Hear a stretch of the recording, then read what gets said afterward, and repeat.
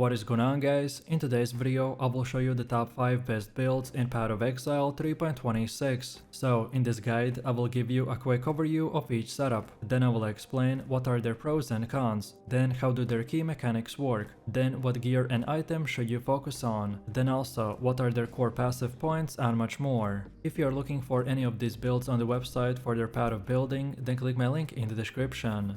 And before we continue, thanks to U4GM. They are a pro website that provides POE 1 boosting, items and even currency with a cheap price and fast delivery. They have over 17,000 positive comments, and this website is really worth a try. So make sure to use my discount code KADE for extra 6% off. So, the Poisonous Concoction is a projectile build, meaning you will frequently stop to throw the flask. Like other projectile setups, this will create a rhythm, so stutter step style, as we are alternating between the movement and attacks. It's smoother than it sounds and quickly becomes fun. This build makes it even more fluid with a high movement and attack speed. Since Poison Concoction will require a shield, we will gain access to strong defensive layer. This build consistently hits the damage over time cap each league, and as you can see in the gameplay, that's more than enough for the endgame bosses. Ubers will require some extra focus, but are absolutely doable. What really makes the build stand out is how simple and low maintenance it is. 2 or 3 active buttons at most, so right click to throw potions, a key for the plague barrier, and optional triggers like the Val Grace, Val Molten Shell or the Val Haste. Pathfinder will sacrifice a bit of damage to gain near permanent flask uptime. However, Trickster gets similar benefits while mapping, but may experience flask downtime during the prolonged boss fights, so either options can work. Now let's break down how to set this up. Start by following leveling trees up to level 71, assuming that you picked up all the extra passive points during the story. After that, progress through the tree, item set and the skill set together. Each stage, so level 71, 84, 91 and etc. has coordinated versions for everything, so be sure to match them in the drop downs to make the build aligned and effective. Kill all the bandits and choose whichever major or the minor good fits your preference. I usually opt for chaos damage mitigation and the full immunity specking. Leveling gear is flexible, so prioritize resistances and getting a good link armor early. You can transition to the Poison Concoction at level 12 if you get a gem, otherwise start with a cautious arrow and a bow setup. Quill Rail plus the Rain of Arrows is another effective early combo. I've included a high-end Cobalt Javel for reference. It's not mandatory, but will showcase what's possible. If you are tight on mana reservation, then skipping the Javel can save 2 points. The final setup's mana balance is specific and may shift depending on the league mechanics, or balance changes, so adjust them accordingly. The build in its final form is a great place to stop spending and start farming. It's fast, decently tanky and more than capable of handling red maps and mostly content.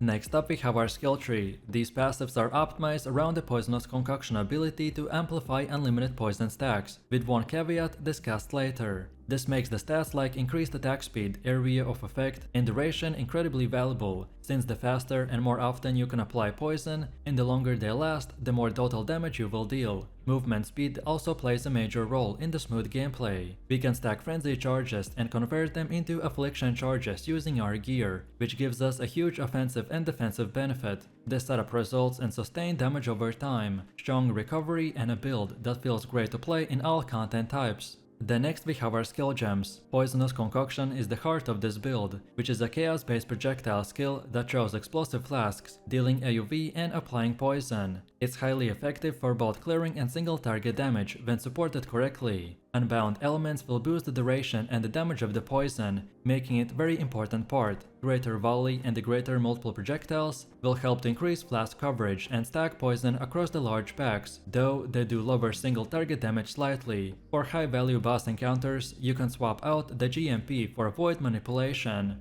or even deadly elements to increase single target performance. Vicious projectiles will add strong scaling to both hit and the dot damage, and work perfectly with their chaos focused build. This gem setup is balanced for early mapping and the late endgame, by offering great scaling while maintaining simplicity and the coverage. And as your items and flasks improve, you can push the damage and defenses even further. Then next we have our gear choice. The build is centered around 4 key gear slots: Amulet, Belt, Chest and the boots. The Rakalish Impatience gives us the benefit of having maximum frenzy charges, without actually having to maintain them. The effect is permanent and can be removed or stolen, and unlocks the build's real power. Thanks to this, our build can convert frenzy charges into affliction charges without losing the frenzy bonuses. It's a massive power spike, essentially doubling your poison output and eliminating concerns around the map mods that would normally interfere with the charges. Replica Badge of the Brotherhood brings a big layer of defense by giving us maximum endurance charges equal to our maximum frenzy charges. This combination with our charge generation makes us extremely hard to kill, especially in dense or dangerous mapping content. The Restless Ward will offer strong bonuses that increase charge generation and extend their duration, helping them to make all the charges functionally permanent as long as you're actively playing it. It's still necessary to generate frenzy charges to enable this engine. While the passive tree gives us some on-kill generation, the most consistent method is equipping a precursor emblem ring with a mod like a 10% chance to gain a frenzy charge on a hit, and once you have this, the loop is complete. To handle the mana reservation, we use the Devouring Diadem. It eliminates mana problems and allows us to run our aura setup comfortably. There's also a tankier variation of the build that skips the Tandem and uses a life tap instead, but it's trickier to gear. That option also includes if you want to experiment. Just don't forget, your helmet should have the increased duration of the elements you inflict while focused. It's crucial to scaling with your poison duration, so be sure to get it as soon as you can. Next up, let's go over the gameplay. Our playstyle loop is fast, fluid and satisfying. You'll be zooming through the maps with near consistent flask uptime, hurling your poison concoctions to melt packs and bosses alike. With automated flasks and minimal active buttons, the build plays almost on autopilot once you set it up properly. You just show potions, keep Plague Barrier rolling, and trigger your wall skills when needed. Defensive layers will keep you alive even in the hectic situations, and because you're not relying on minions or complicated rotations, it's easy to focus on positioning and pacing. It excels in content like the Delve, Haste, Blight and Ritual, due to its quick movement and reliable aerial coverage. If you're farming maps or tackling endgame bosses, then the build feels agile and deadly. The Lightning Arrow Deadeye is all about abusing projectile mechanics. When you shoot Lightning Arrow, it hits a target and then creates a chain lightning effect that zaps everything nearby. But because we're using returning projectiles, those arrows will come back and hit again, doubling our AoV and the damage output. So every time that you fire a single shot, you're hitting twice, chaining between mobs and lighting up the entire screen. It feels ridiculous, and it works. We are scaling damage through the elemental attack damage, critical strike chance and the multiplier, and even the projectile modifiers. And because we are playing Deadeye, we get bonuses like Far Shot, which increases damage the further you are, and then Ricochet, which gives your projectiles extra chaining. With all of this stacked together, we end up shooting multiple projectiles, they all chain, and they all come back, so you can clear entire packs before they even see that you are there. For bosses, we use artillery ballista totems. These shoot explosive arrows at range and do ton of damage, especially when scaled with our same projectile and elemental damage stats. This gives us fire and forget option that lets us dodge mechanics while our totems take care of the hard work. Defensively, we are not a phase tank build, so we're gonna rely on the movement speed, evasion, spell suppression and a distance, but if you play smart and position well, it feels very safe. You're rarely in melee range, and your flask and movement skills will give you a ton of uptime and control. Next up, let's go through the leveling process, and I will walk you through the key breakpoints as you go from Act 1 to maps. When you first start out at level 1, you will want to use the Rain of Arrows with the pierce support and added lightning damage. This gets you through the first few zones quickly and easily. You'll also pick up the Sniper's Mark and the movement skill like a dash or blink arrow to keep repositioning. And then once you hit about level 12, that's your first major shift, so swap into Lightning Arrow immediately. Link it with Mirage Archer, added lightning damage and lesser multiple projectiles if you can. You'll notice an instant increase in clear speed. The chain effect from the Lightning Arrow will start to kick in, even without the support from the Deadeye's nodes yet. Then from level 28 to around 55, your focus is on improving damage consistency. You can start using Artillery Ballista as your secondary setup, especially for the bosses. Link it with Ballista Totem support, elemental damage with the attacks, and added lightning. You can also pick up the Grace as your main aura for evasion and precision for flat accuracy and crit. You'll notice that in POB around level 60, we will switch to the mapping setup, where we can start specking into projectile and critical strike nodes. At this point, you should also start looking for a decent rare bow. You want something with a high attack speed and flat lightning damage. Even a ticket bow or spine bow will do. However, if you can't find one, then use the essences to roll in. By level 65, you will be ready to transition into the full lightning arrow Deadeye setup, with returning projectiles and the multi-shot clears. And now finally, let's talk about the endgame setup, which is your final form. You want to be running a high tier crafted bow, ideally a +2 to gems, high crit chance and a lightning damage. Your quiver should have a +1 arrow, crit multiplier and a flat lightning. You'll use a rare amulet and rings with a crit multi, elemental damage and resistances, and your body armor should be evasion based, with very high life or influence mods. Your jewels will include Lion's Fall near the claw cluster, maybe a Watcher's Eye with the precision mod, and multiple crit multi-rare jewels with life. And then on top of this, a large cluster jewel with projectile or elemental damage will round out your tree nicely. At this point you'll be firing 7 or more projectiles, and all of them will be chaining and returning, and hitting for millions of DPS. The build will feel insane at this stage, and the bosses that gave you trouble earlier will start to melt in seconds. Again, to check the full detailed tree, skills and items, check my link for the path of building.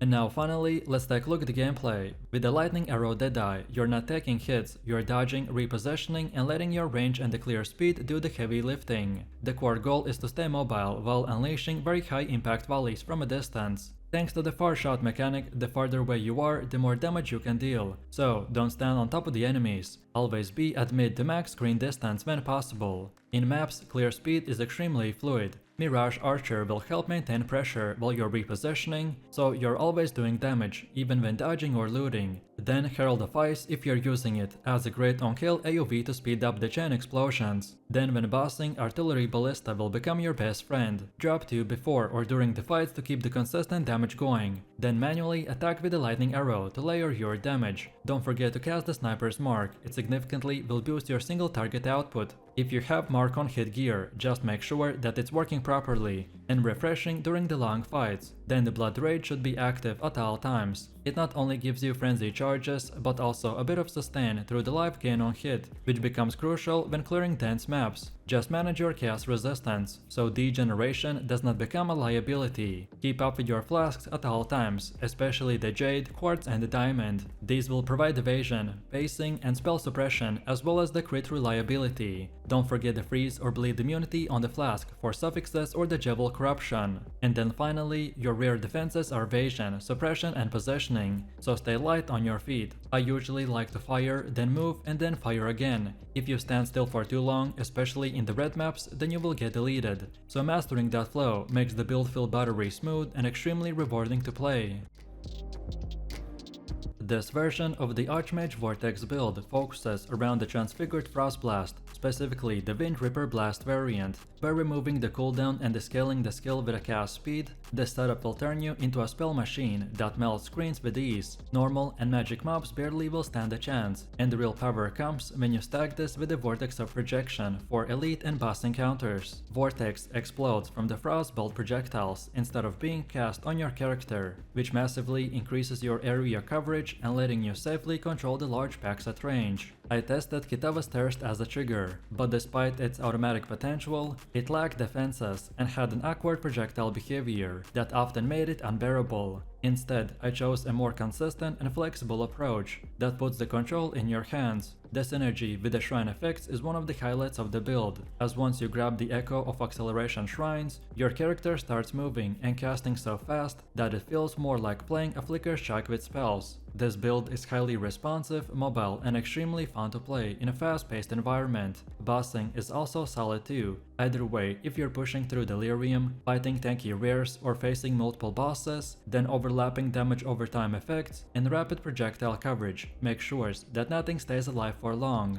The next we got our skill tree, and it has been optimized to address early dexterity challenges, scale spell damage and improve survivability through suppression and recovery. I started by using careful planning to convert intelligence into dexterity, which allowed me to run Grace without needing the awkward ring swaps. With this Jewel in place, you're able to drop precision and free up points previously spent on the practical application. Those free points now instead can be allocated towards spell suppression, like reflexes and other minor suppression clusters, which significantly improve our overall defenses. I also took Devotion and other helpful minor nodes as I progressed to level 90, which gave me enough flexibility to fully round out the tree. The core remains centered around the mana scaling and critical strike chance, both of which are essential to maintaining uptime and a burst. Mana regeneration is high enough that I rarely run into issues, though I still include some reduced mana cost of skills to smooth out the heavy spam situation. Critical strike chance is capped at 100% with the right setup, especially with increased critical strike support.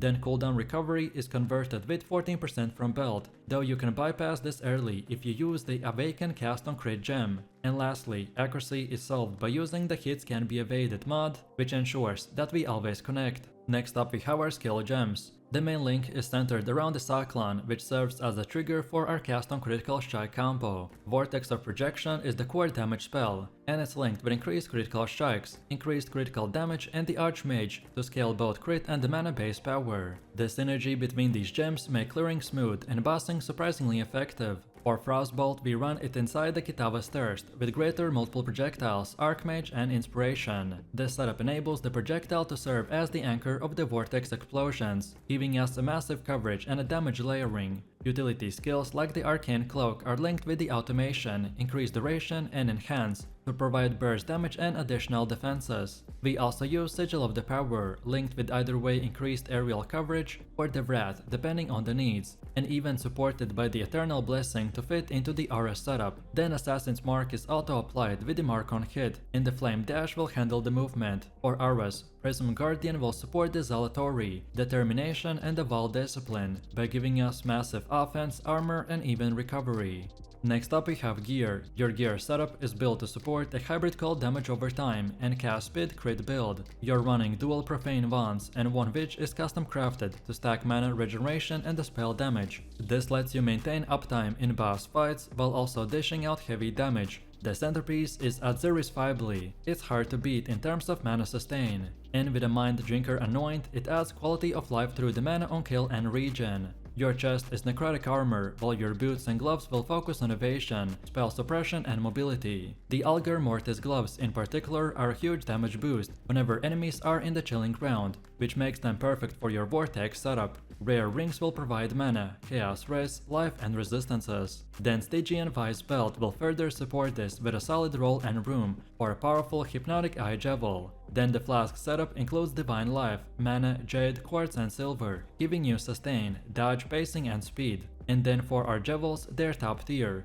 including the Unnatural Instinct, Militant Fate, and the Watcher's Eye, and even others. Together, they will improve our stacking, cast speed, mana efficiency, and the layering defenses. Next up, let's go over the gameplay. This build feels fast, fluid, and incredibly satisfying. You'll be constantly spinning with the Cyclone, triggering vortexes from your Frostbolt, and melting enemies before they can even reach you. Movement is smooth thanks to the high evasion and spell suppression, and the mana sustain is strong enough to support aggressive play. When the shrine effects are active, the gameplay will kick things into overdrive. With the Echo and Acceleration shrines, you will be tearing through the packs with a speed that feels borderline broken. In boss fights, the layering from the vortex explosions combined with the dot from chilling will make even the tanky enemies go down fast. Overall, this build rewards smart positioning, pre-firing frostbolts into choke points or packs, and knowing when to drop the Sigil of Power or even trigger the Arcane Cloak. It's reactive but powerful, and once you get the rhythm, it becomes one of the most fun mapping builds available in the game.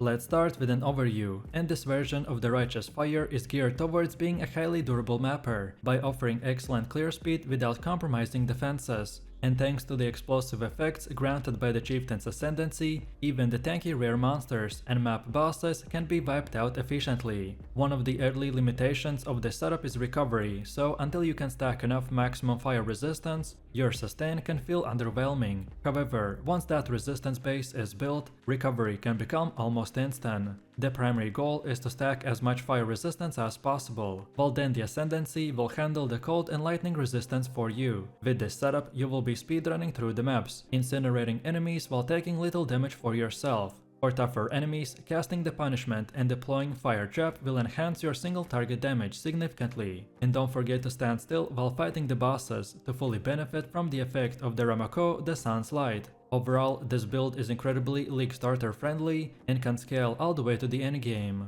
Now let's talk about leveling, and as alphas know, if this is your first character, then you will want to create a witch and take her to level 4. This will allow you to get access to more important gems early on, so complete the breaking some eggs and the medicine chest quest to unlock these. The key gems you will purchase will include the rolling magma, elemental proliferation support, frost blink, flame wall, summon phantom support, and the holy flame totem. Your initial setup will involve rolling magma linked with the elemental proliferation, and then later the combustion support. Flame wall is great for adding burning damage early, and the holy flame totem linked with the added fire damage and the summon phantoms will give that extra offense and utility. Make sure to pick up determination, vitality, and purity of elements as soon as they become available. These auras will significantly enhance your survivability. Then Frostblink will remain your mobility skill through the leveling. And then in Act 3, switch to the flammability for curses, and then later replacing it with the punishment. And then finally, after the library quest, you can consider moving to the Armageddon brand for faster clear speed if you want to.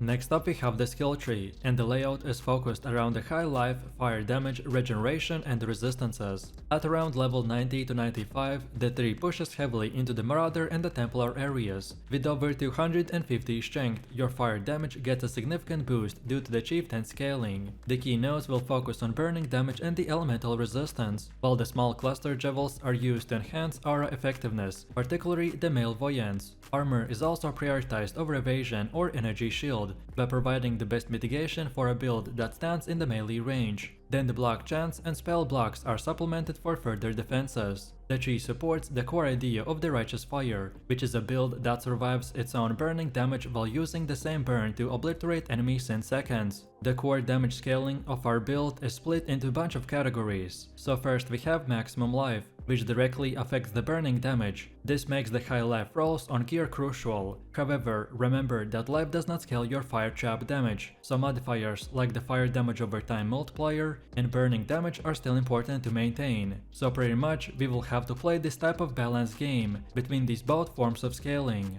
Then, when it comes to skill gems, the setup is fully tuned for the most optimized setup. The Righteous Fire is linked with the Awakened Elemental Focus, Awakened Increased AoE Effect, Awakened Burning Damage, Life Tap and the Swift Affliction, by providing a potent blend of aerial damage, burning efficiency and the sustainability. Then Fire Trap runs an Awakened Swift Affliction, Life Tap and the Chop and Mine damage, which gives us a strong supplemental damage and a single target pressure. Then for utility, the Tempest Shield and the Flesh and Stone will enhance both defense and utility, so Tempest Shield will grant block chance and shock immunity, while the Flesh and Stone will provide blind and the damage reduction. Then the Malevoyance, Purity of Life and Summon Skitter Boots will boost our damage over time and the elemental resistances, making them the core to this build's aura strategy. The Shield Charge and the Frost Blink will give us a smooth movement across maps, letting us stay mobile in dangerous situations. Then the Blood Rage will add extra attack speed and the Frenzy Charge generation, while the Punishment will boost damage against the low life enemies. Then Enduring Cry provides instant life regeneration and Endurance Charge generation, which makes it crucial for surviving during heavy incoming damage. These skills will work in the harmony to create a smooth, resilient gameplay that lets you focus on the movement and the fire damage while maintaining a robust defenses.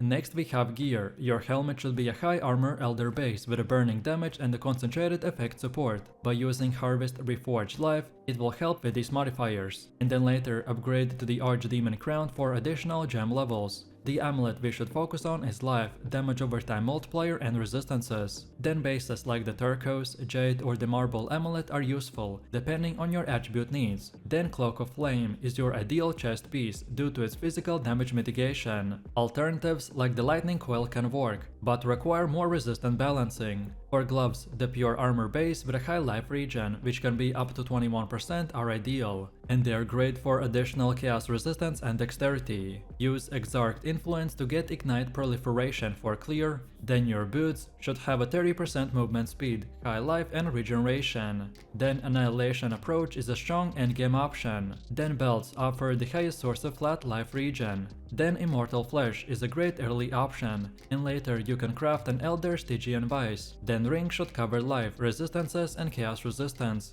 I recommend to consider crafting with the essences of delirium for damage. Then weapons will need the fire damage over time multiplier, then the flat fire damage increase, and +1 to fire spell gems if possible. Shields like the Rise of the Phoenix and the Dawnbreaker are excellent early choices, but you can aim for a rare Shaper shield with a percentage life recovered on a block for the best recovery. Next up we have gameplay, and it is very straightforward. You want to activate Righteous Fire at the start of each zone, as it remains active until you leave the area, so you will need to toggle it once in a while. You want to move around by using the Shield Charge for fast mapping or the Frost Blink for more precise dodging and repositioning. Then use curses like the Flammability or the Punishment on blue and rare packs to amplify their damage taken and softening them up for your burning aura. Against tougher bosses, you want to job the Fire Chop repeatedly and either way circle the enemy or stand your ground to benefit fully from the Rakamo, the Sun's Light, which significantly will boost your damage when you're standing still. Timing Frost Blink through the enemies can chill them and help to avoid telegraphs with high damage hits. Alternatively, you can kite them along the edge of your Righteous Fire radius to minimize the incoming damage while still burning them steadily.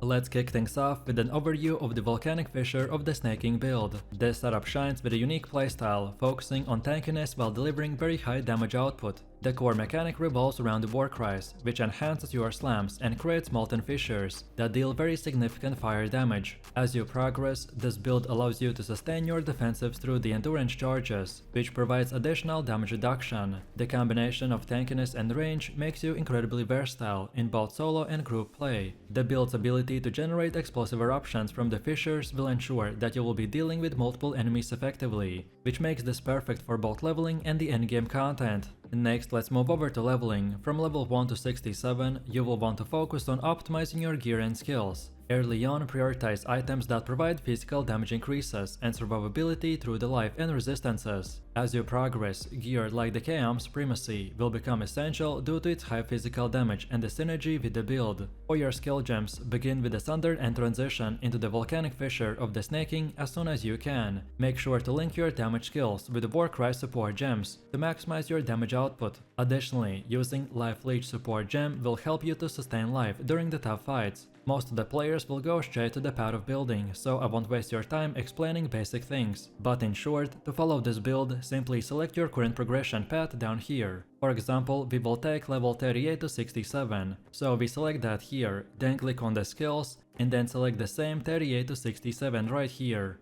And then finally go to the items and select the leveling gear, and here everything will be simply shown to you. From level 1 to 12, this is how your tree will look like. Then as for skills, we go with the Ground Slam as an active skill, and then for supports we get the Ruthless and the Chance to Bleed. Then get Blood and Sand and the Frost Blink with no supports. Then next we get the War Banner with Intimidating Cry. Then next we have Leap Slam with Decoy Totem. And lastly we use the Shield Charge. Then from level 12 to 23, this is how your tree will look like. And then for skills we use Southern with Close Combat and Rage. Next we get the Blood and Sand with the War Banner and the Herald of the Ash. Next we have the Frost Blink and Intimidating Cry with no supports. Then we use the Leap Slam with the faster attacks. And lastly we get the Blood Rage with no supports. Next we got level 23 to 38, and this is how your tree will look like. And then for skills, here we will use the Southern with the Close Combat, melee physical damage and Rage. Then next we got Blood and Sand with the War Banner and the Herald of the Ash. Then Intimidating Cry with Auto Exertion and the Seismic Cry. Then Frost Blink with no supports. Then also the Leap Slam with the faster attacks. And then finally the Blood Rage with no supports. And now last but not least, let's dive into the endgame build. At this stage, your focus should shift towards maximizing your damage and survivability against the toughest bosses and the map encounters. You should aim to have a well-rounded build, featuring very high damage output combined with significant defenses. Utilize Echoes of Creation for that extra damage boost, but be cautious of its life cost, so make sure that your defenses can handle it. I recommend to implement the Spell Suppression to reduce incoming spell damage further, and keep your Warcries on the cooldown to maintain those vital endurance charges. In the endgame, the build can handle the pinnacle bosses and the most difficult maps, which makes this very versatile choice for any player. So let's take a quick glance at our tree, and this is how it should look like. Then next we have endgame skills, and most of the things we want to keep the same as in the early maps version, we just have very few slight changes. But then lastly and most importantly, in the item section, here is the place where we can either way make or break the build. So for weapon set 1 we have the Vol Axe, while for weapon set 2 we got the Camo Supremacy. Then next we have the helmet called Echoes of Creation. Then for body armor we got the Pain Hide. Then for gloves we want the Ripped Nails. Then for boots get the Ghoul March. Then for amulet we want the Defiance of Destiny. Then for ring 1 get Dire Grip. While for ring 2 we want the Empyrean Twirl. Then for belt get the Stygian Vice, while for the Abyssal we want the Murderous Eye Javel. And then lastly we have our passive 3 sockets, and for them we mainly want to get 1 Timeless Javel, 5 Cluster Javels and 1 Crimson Javel, 1 Prismatic Javel and 1 Cobalt Javel. Now let's take a moment to discuss the gameplay mechanics. Effective use of your war cries and maintaining your endurance charges will ensure that you're dealing maximum damage while staying alive. Always be on the lookout for opportunities to utilize your fiery slams in the conjunction with the fissures. The visual clarity of your surroundings can sometimes be a challenge due to the molten fissures, so managing your positioning and awareness will be key. Remember, your goal is to create chaos on the battlefield while keeping yourself safe from the onslaught of the enemies. But besides that, this build is quite simple, just plug and play.